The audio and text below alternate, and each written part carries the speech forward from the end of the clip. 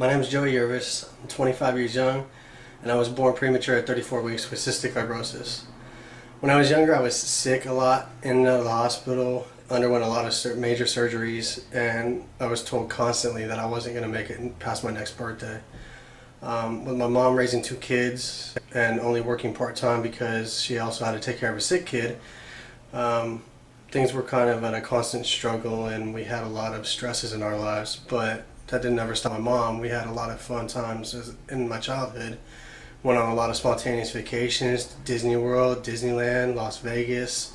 We went camping every year with all of our family friends. And she also got me enrolled into CF camp, and from that point I made a lot of lifelong friends, which I'm very grateful for and still maintain contact with today. There was a time where I was actually really healthy, and that I actually had about 5-6 years where I was out of the hospital and I was doing really well. And then as I got older, got into junior high and high school times, hospitalization started to become part of my life again. And I just kind of got sicker, and my condition kind of got worse as time went on. So much so that I eventually had to make a decision where it was either accept the fact that a lung transplantation was part of my future, or just kind of take things as they were and accept that eventually I was going to come to the end of my road. So before any of that was even a thought in my head, the Living Breath Foundation was in my corner. The first time I ever heard of this wonderful group, I was in a very trying time in my life. My car was having major mechanical issues, and I was out of a job and unable to fix what needed to be fixed. But at the same time, I hadn't seen any of my doctors in about 7 to 8 months, and they decided to deem me a non-compliant patient because of that fact. My social worker, who I was talking with at the time, turned me to Living Breath Foundation and signed me up to hopefully get me some help and get me back on track.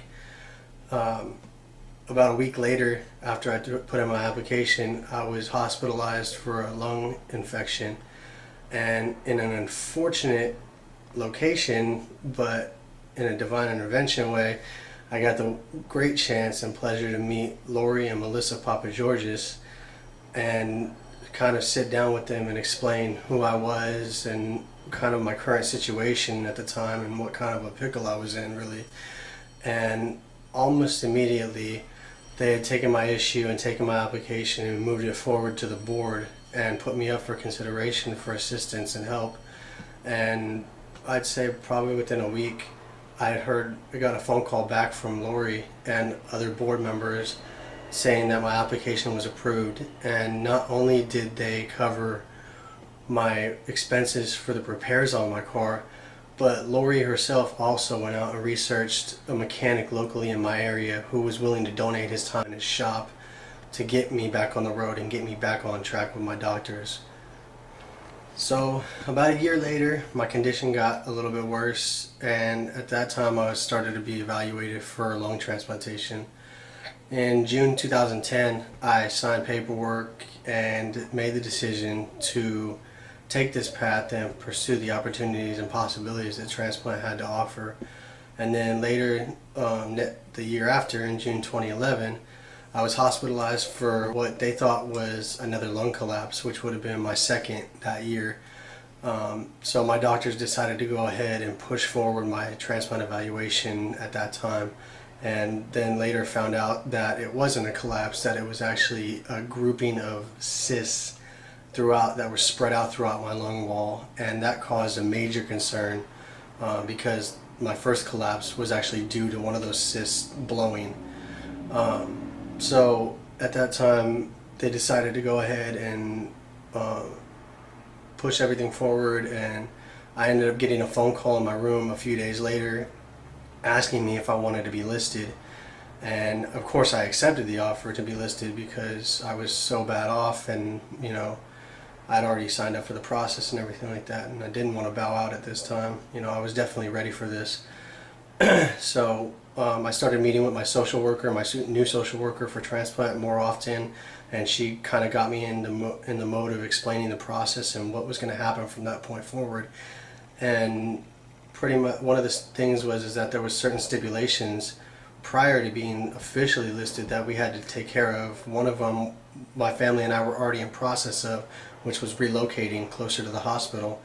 And the other one was that we had to come up with $3,000 up front for post-transplant housing expenses once the procedure was over.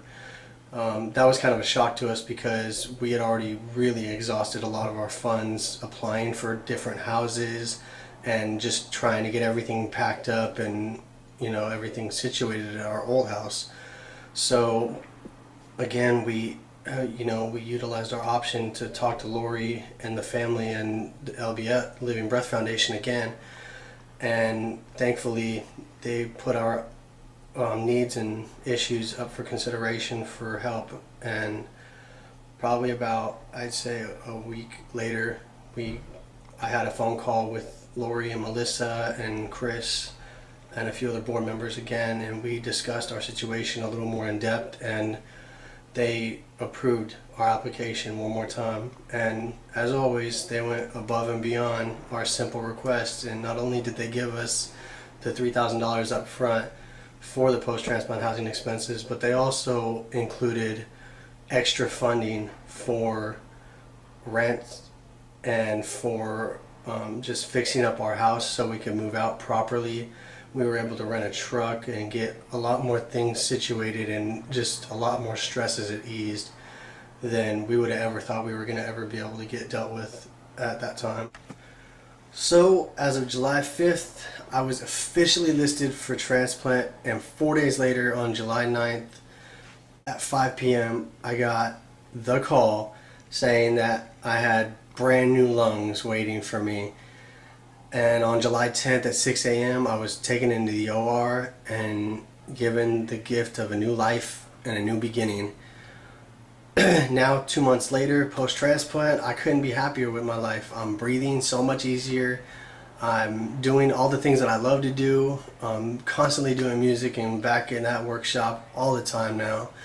And I feel like I have more free time than ever, and I don't have the fear of not having enough time to do all these things that I love and achieve all my goals. Not only have I gained all this through these experiences, but at the same time I feel like I've gained some lifelong friends with Melissa, Lori, Nick, and Chris Papageorgis.